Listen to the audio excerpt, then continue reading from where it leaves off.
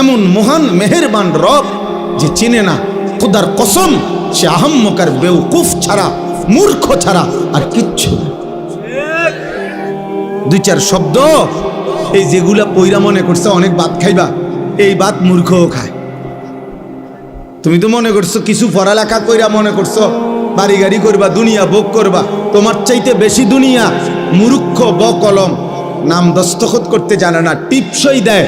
এরকম পৃথিবীতে কোটি কোটি মানুষ আছে, হাজার হাজার কোটি কোটি টাকার মালিক যে টিপসই দেয়, যে নামও লিখতে জানে না।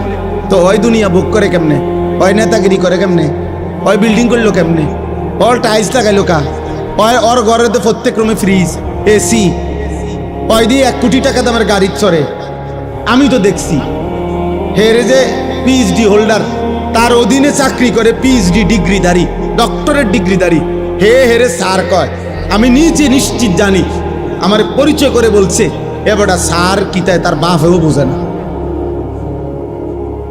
কিচ্ছু জানে না, ভাই কিচ্ছু জানে না, ভাই পুরা মূর্খ।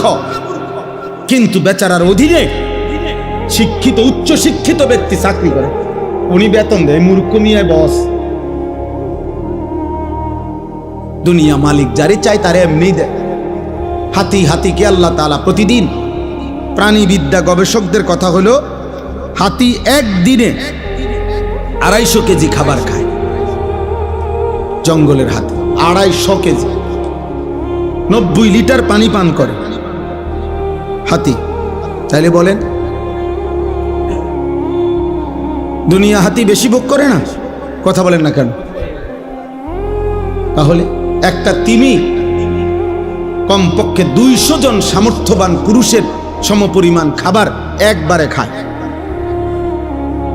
তাহলে দুনিয়া আমরা কোথায় বেশি ভোগ করলাম বলেন? ভাত কম খাইলাম, দুনিয়া কম ভোগ করলাম, কিন্তু যদি আখিরাত হারাই তো সব হারাইলাম, যদি ঈমান হারায় তো সব হারাইলাম।